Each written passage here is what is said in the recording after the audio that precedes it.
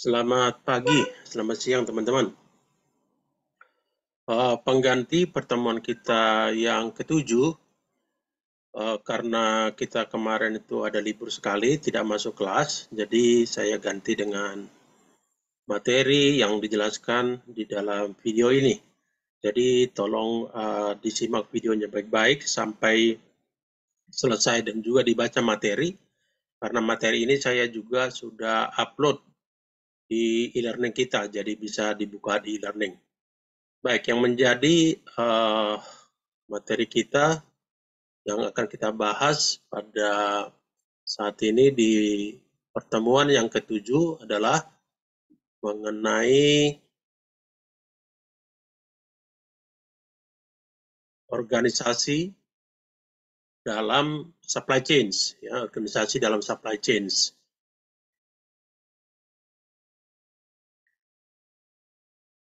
Dulu organisasi dalam supply chains, bagaimana organisasi yang tepat untuk supply chains, itu maksudnya. Jadi ini konsep ada sini.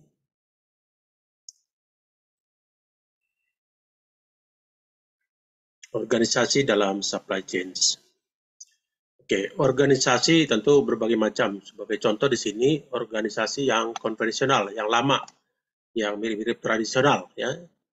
Di sini bersifat vertikal, fungsional, dan biasanya dipimpin oleh seorang manajer senior, ya. Yang konvensional itu tentu biasanya belum begitu besar, ataupun walaupun dia besar, dia merupakan perusahaan keluarga, ya, bersifat vertikal, jadi satu di atas yang menjadi topnya, ya, satu yang di atas menjadi topnya. Vertikal nanti baru mengalir ke bawah, makanya disebut sebagai org chart atau organization charts. Terus fungsional dan biasanya dipimpin oleh seorang manajer senior atau kadang-kadang bahkan pemilik langsung yang menjadi pemimpinnya. Misalnya fungsi pembelian, fungsi produksi, fungsi penjualan dan lain-lain masih dalam satu di bawah satu manajer, ya. Tentu bisa juga nanti ada manajer pembelian, ada manajer penjualan, ada juga manajer produksi. Namun di atasnya itu ada satu orang yang menjadi pemimpinnya atau leadernya. Biasanya hanya berpikir tentang fungsinya saja dan sulit intervensi fungsi lainnya. Sebenarnya kan dalam organisasi itu tidak terpisah satu departemen dengan departemen yang lain, itu saling terkait. Jadi tidak boleh kita umpamanya mengabaikan departemen lain demi departemen kita, ya. Karena kalau departemen lain umpamanya tidak berjalan dengan baik, tidak sukses, itu pasti berdampak juga ke departemen kita sendiri gitu. Itu ibarat tubuh itu, ya. Kalau tangan ini nggak berguna atau tidak bisa dipergunakan secara optimum, tentu itu mempengaruhi yang lain juga tubuh kita. Kemudian biasanya berpikir tentang fungsinya saja dan sulit intervensi fungsi lain. Itu yang konvensional. Melupakan tujuan dasar yaitu menciptakan penghasilan yang menguntungkan bagi perusahaan, ya. Jadi semua departemen, semua fungsi yang ada dalam satu perusahaan, khususnya di perusahaan logistik maupun supply chain, tentu itu tujuannya adalah untuk memberikan keuntungan bagi perusahaan. Contohnya di sini, ya, yang konvensional. Ada bagian pembelian, ada bagian produksi, ada bagian distribusi, ada bagian sales. Nah, tentu ke atas ini, kalau dibuat seperti ini, nanti ada di atas ini bisa GM, ya, bisa juga pemainnya direktur, ya. Di sini pemainnya manajer. Nanti ke bawah ini ada supervisor atau koordinator, baru nanti ke bawahnya ini bisa aja nanti ada leader kecil lagi atau bisa juga sebagai koordinator sampai ke bawah ini yaitu employee-nya, ya, buruhnya yang umpamanya memproduksi suatu barang, employee, ya. Ini contoh bagan atau organisasi konvensional. Apa sih yang menjadi hambatan dalam organisasi konvensional? Penumpukan inventory, ya, penumpukan barang oleh masing-masing fungsi, ya, karena tidak saling terhubung satu sama lain gitu, ya. Jadi umpamanya bagian produksi ternyata belum habis barang atau raw material yang akan diproduksi, tetapi bagian pembelian sudah membeli. Nah, tentu itu berdampak kepada penumpukan barang. Kemudian pengurangan biaya dilakukan dengan pembelian dalam jumlah besar, ya. Kan biasanya kalau kita membeli dalam jumlah besar itu kan lebih murah, bisa ada diskon, bisa ada umpamanya keringanan-keringanan lain. Nah, tentu ada juga dampak negatifnya, yaitu barang ditumpuk di gudang karena besar, tidak langsung semua diproduksi. Kemudian kecenderungan tidak memperhatikan permintaan pelanggan, ya tadi karena di fungsional ini di masing-masing, ya seperti ini. Tadi fungsi pembelian, ya, fungsi produksinya masing-masing, tentu hanya yang fokus kepada pihak di sini, pihak pelanggan, yaitu mungkin bagian marketing, sales-nya, ya, mereka ketahuan bagaimana. Tapi karena tidak begitu terintegrasi dengan pihak lain, itu kadang-kadang jadi kurang perhatian, ya. Harus keseluruhan sebenarnya kita fokus kepada pelanggan, karena bagaimanapun perusahaan bisa berjalan karena pelanggan membeli, ada uang yang masuk karena mereka membayar barang ataupun jasa. Kemudian batas fungsi menghalangi pengelolaan proses, ya. Ya tadi tentu karena dia masing-masing ini itu juga kan menghalangi proses, maksudnya satu sama lain tidak memberikan informasi. Coba umpamanya bagian distribusi pengiriman barang, nggak tahu umpamanya bahwa barangnya sudah habis, ini ya, barangnya sudah habis atau barangnya terlalu banyak, ya. Jadi kalau udah habis tentu distribusi ini tidak perlu menyiapkan truk, tidak perlu menyiapkan kontainer, kan udah habis. Atau terlalu banyak, ya tentu bagian distribusi ini yang menyiapkan lebih banyak truk atau trailer, lebih banyak umpamanya kontainer, seperti itu. Idealnya proses tersebut diatur sebagai sistem dan tidak terpecah-pecah. Jadi satu keseluruhan itu satu sistem, ya. Jadi kalau ada masalah di bagian marketing, ada masalah di bagian produksi, itu masing-masing bisa memberikan ide, ya, bagaimana solusinya. Jadi sama-sama merasakan umpamanya kerugian pihak lain, jangan hanya merasa bahwa hanya departemennya yang terbaik, departemennya aja yang memberikan keuntungan bagi perusahaan, tidak. Sama-sama, ya. Memang mungkin faktanya adalah departemen kita mungkin yang terbaik. Tapi kalau itu tidak support, tidak ada peran dari yang lain, kita juga nggak bisa apa-apa. Jadi semua saling bersinergi, semua saling mendukung, ya. Kalau ada kesatuan itu kan biasanya itu mempunyai kekuatan untuk tetap bisa lebih maju. Kemudian di sini tulis alur barang tertunda karena proses administrasi yang tumpang tindih, ya. Saya pernah kasih tahu gitu, ketika kita booking ke pelayaran, kita buat nama kapal di bookingannya. Terus ketika pelayaran kirim DO, dia tulis lagi nama kapal di DO, kapal yang sama. Ketika kita nanti kirim pre-advice kepada customer atau agent kita, kita tulis nama kapal yang sama. Ketika kita membuat tagihan juga kita tulis nama kapal yang sama di tagihan atau di invoice. Ketika kita membuat bill of lading, kita tulis nama kapal yang sama dengan voyage-nya. Jadi hanya satu shipment bisa 6 kali menulis nama kapal yang sama di 6 dokumen yang berbeda. Nah, maksud saya, kalau dibuat satu sistem, tinggal ketik, klik ini kapalnya, semua bisa masuk langsung ke invoice, langsung ke bill of lading, langsung kepada DO, langsung kepada draft BL, dan lain, ya. Jadi kalau dia masing-masing itu yang tadi membuat tertunda karena banyak proses administrasi yang tumpang tindih, yang tidak mendukung percepatan atau kebaikan dari satu service. Kemudian kurang transparan, ya namanya konvensional kan, transparannya kurang. Kadang-kadang pembukuannya, karena yang buat pembukuan juga jangan-jangan yang punya bisa aja dia tidak jujur gitu, maksudnya untuk menghilangkan umpamanya pajak, penagihan pajak dan lain-lain, ya. Bisa karena nggak transparan. Kalau di perusahaan besar dia transparan, bahkan invoice bisa ketahuan, kita isut di Jakarta, agent kita di luar negeri bisa tahu dia bahwa kita udah isut invoice di dalam negeri dengan jumlah sekian. Gitu. Terus biaya logistik sulit diketahui atau diukur, ya. Biayanya kan termasuk umpamanya mulai dari hulu sampai hilir berapa. Karena mungkin itu dari logistik itu kan ada beberapa departemen yang terkait seperti bagian tracking, bagian gudang, bagian custom clearance, bagian distribusi dan lain-lain. Biaya aktual untuk pelayanan pelanggaran sulit diukur, ya. biaya jual ke pelanggan. Pelanggan menghadapi beberapa wajah. Pelanggan harus berhadapan dengan beberapa wajah dari perusahaan ya. Itu kadang-kadang kami dulu pernah dibagi di satu departemen gitu, ada ditulis namanya kamu bagian Eropa. Pokoknya shipment ke Eropa si A, yang shipment ke Amerika si B, shipment ke Asia si C. Nah, cuma kan satu perusahaan kan bisa dia ada shipmentnya ke Asia, ada shipmentnya ke Amerika, ada shipmentnya ke Eropa.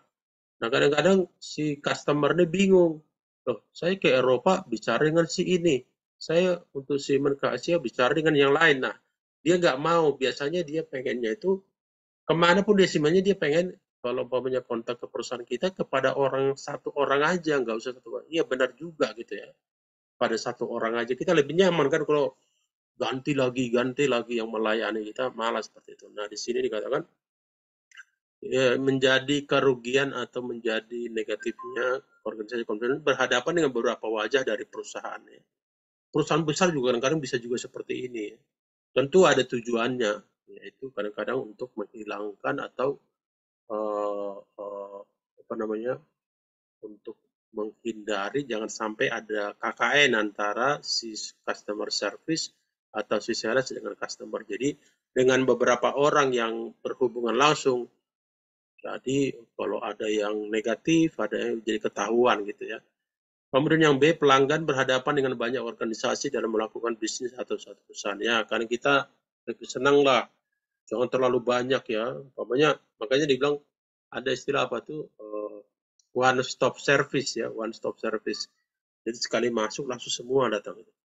Malas banget kan kita kan hubungi ketika kita minta harga kepada marketing. Ketika kita minta apa DO, kita ke bagian operasional. Udah beda kan? Tadi marketing, baru. Ketika kita minta bill of lading, draftnya itu ke bagian dokumen. Wah, nanti ketika kita minta tagihan ke bagian invoice, minta faktur pajak, bagian faktur. Waduh, udah ada sampai 5 or 6 orang yang kita kontak hanya untuk satu shipment dalam satu perusahaan. Ya, tentu kita pengen udahlah saya kontak si A, dia yang ngerjain semua, dia yang booking, dia yang DO, dia buat BL, dia buat PEB, dia juga yang custom clearance, dia buat invoice, faktur pajak dan lain-lain. Jadi nyaman gitu sekaligus ya. Nah, cuma tadi kenyamanan itu seperti itu kalau dikerjakan satu orang saja itu juga bisa mengakibatkan tadi ternyata ada permainan ya, namanya korupsi, kolusi, markup dan lain-lain ya. Kemudian informasi yang diperoleh pelanggan tidak satu tetapi dari beberapa fungsi ya tadi saya jelaskan ya. Organisasi logistik, kalau yang logistik bersifat horizontal, diatur sekitar proses bukan fungsi, ya dilihat dari prosesnya. Datar dan jenjang tingkatan berkurang, ya jenjangnya ke atas itu berkurang, tapi ke samping itu melebar lebih luas gitu ya. Dibangun di atas tim antar fungsi, ya. Kemudian berpedoman ukuran kinerja berdasarkan target, ya tentu ada kinerja. Apa sih targetnya, KPI-nya apa, kan? Terus cara kinerja itu kan berarti dilihat dari SOP-nya. Dari pengerjaan tahap awal, tahap kedua, tahap ketiga sampai selesai. Bukan hanya selesai, sampai faktur pajak dibuat, sampai invoice dibuat, bukan hanya itu, tapi sampai barang barang dibayar, habis dibayar kita juga udah harus bayar ke vendor. Jadi itu dilihat keseluruhan. Mengutamakan proses dengan proses utama ya. Mengembangkan merek, brand development ya. Merek itu kan sangat berpengaruh ya. Tentu membuat satu merek dikenal masyarakat itu tidak mudah ya. Itu perlu waktu untuk memperkenalkan suatu produk kepada customer. Makanya lihat banyak juga warung-warung atau toko-toko itu yang lama itu bertahan gitu ya. Yang baru-baru kelihatannya bagus tapi nggak semua bertahan. Tapi kalau yang lama-lama walaupun kelihatannya konvensional kadang-kadang mereka bertahan. Kenapa? Orang itu sudah mempunyai pelanggan sebelumnya yang banyak. Jadi kalau servisnya bagus, orang itu akan kembali lagi. Manajemen pelanggan, pengembangan pemasok, ya, kemudian proses atau cash to cash. Contoh organisasi logistik ya, marketing facing organization, tentu dikanani output focus market driven ya. Ini mulai dari atas tentu itu kalau di logistik kan mulai dari awal dari dari hulu ya, dari upstream sampai downstream ya. dari upstream sampai downstream. Sini DS-nya. Maksudnya di sini mulai dari awal sampai akhir. Jadi lebih memanjang dia ya, dari sini ke sini. Pokoknya ada pengiriman barang. Tentu di sini nanti ada departemennya. Pokoknya bagian booking tadi, ada bagian customer service, ada bagian dokumentasi, ada bagian faktur dan invoice dan lain-lain sampai ke konsumen. Kemudian kunci suksesnya terintegrasi, ya perlu terintegrasi, maksudnya tersambung, terkonek satu sama lain, jangan terpisah-pisah gitu ya. Tadi bagian keuangan, terkonek dengan operasional. Gitu. Terus tentu strategi distribusinya mana yang terbaik, apa by air, by sea, by darat atau inland, lewat kereta api dan lain-lain. Atau combine, ada sea-nya, ada air-nya. Atau desain produknya, produk yang menarik ya, yang gampang diingat sama sama konsumen. TI, teknologi, ya ini juga pasti ya, teknologinya harus canggih lah, jangan ketinggalan. Ya, biar lebih mudah. Umpamanya ada suatu pekerjaan biasanya kerjakan 5 orang, dengan adanya teknologi ternyata dikerjakan oleh 2 orang lagi. Nilai pelanggan atau customer value. Kompetisi yang ketat menyebabkan perusahaan melakukan partnering ya. Kita berpartner ya. Sekarang dulu kan sering orang seakan-akan itu pesaing itu musuh gitu. Sekarang enggak, pesaing itu juga bisa dibuat partner. Contohnya, saya cuma punya 5 kubik mau ke Rotterdam. Ya, kalau saya lewat LCL gitu, itu lebih mahal dibandingkan umpamanya saya combine dengan beberapa provider lain. Saya 5, yang lain 10, yang lain 15, nah masukin satu kontainer. Jadi karena dia FCL, full container itu biasanya lebih murah ya. Kemudian memperbaiki nilai akses pasar, memperkuat operasional ya, operasional maksudnya cepat gitu, jangan lambat, jangan lelet. Kemudian menambah kemampuan teknologi tadi udah, memperancang pertumbuhan ya, tentu ini berdasarkan kepada banyaknya customer juga. Menambah keterampilan organisasi ya, biasanya kalau kurang terampil lah perlu ada pelatihan ya, ada pelatihan. Kemudian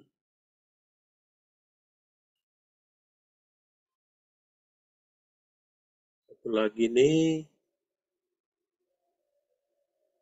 membangun kekuatan finansial ya, tentu sangat perlu ya membangun kekuatan finansial biar kita umpamanya masih bisa kredit atau kalau ada pembayaran kita bisa bayar.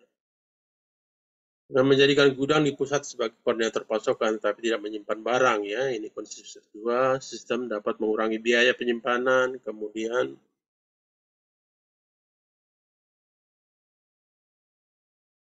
yang ketiga di sini, strategi memerlukan investasi yang besar ya, tentu ya tidak mudah.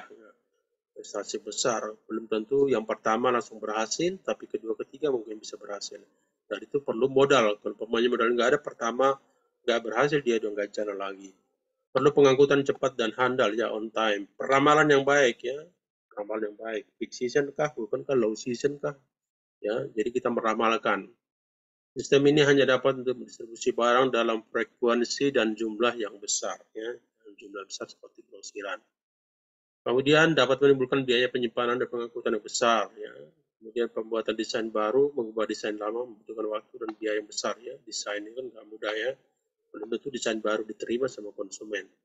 Jika dapat menguntungkan dalam jangka panjang, tentu perlu dipertimbangkan ya. Jadi seperti membuat sesuatu yang baru dengan teknologi baru, tentu dengan investasi baru untuk berharap sukses di masa depan.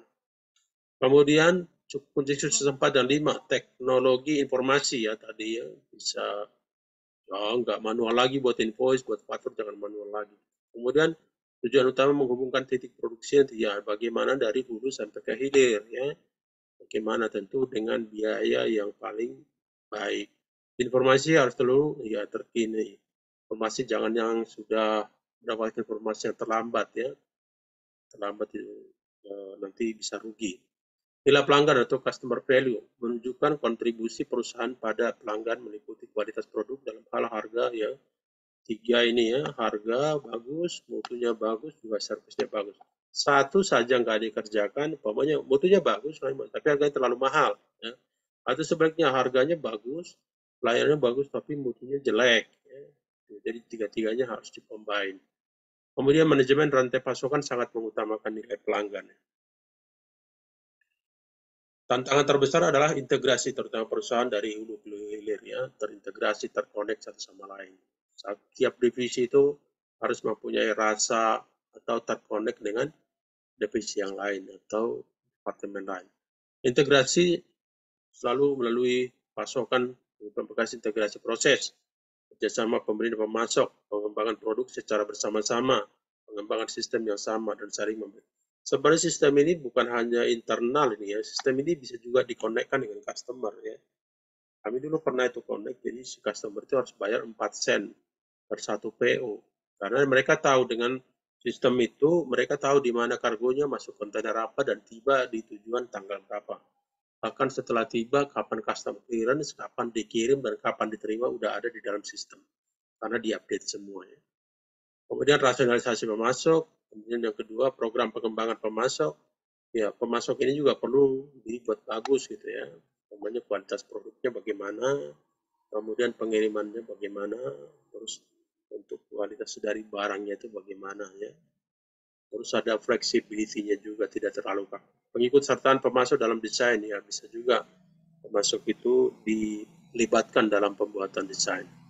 Kemudian sistem informasi terpadu dengan teknologi informasi ini pemasok mampu mengelola, mengatur pasokan barang ke dalam pabrik. Ya. Kemudian sentralisasi inventory terintegrasi. Ya. Terintegrasi itu sangat perlu. Seperti sekarang katanya KTP itu kalau apa udah terkonek kemana-mana. Nanti KTP itu kampus connect, nanti terkonek ke BPJS, terkonek juga ke kalau kartu rumah sakit ya. Tantangan yang dihadapi oleh perusahaan yaitu pengembangan strategi kolektif ya, bersama-sama. Itu bagus itu ya. Biasanya kalau kita ada organisasi kebersamaan itu bisa lebih kuat ya. Pemikiran win-win solution, artinya kedua belah pihak itu harus beruntung, jangan satu rugi, satu untung. Open communication atau constant communication. Oke, sampai di sini pertemuan kita. Kalau ada pertanyaan bisa ditanyakan di grup. Terima kasih. Selamat menempuh UTS. Selamat pagi, selamat siang, selamat sore semuanya.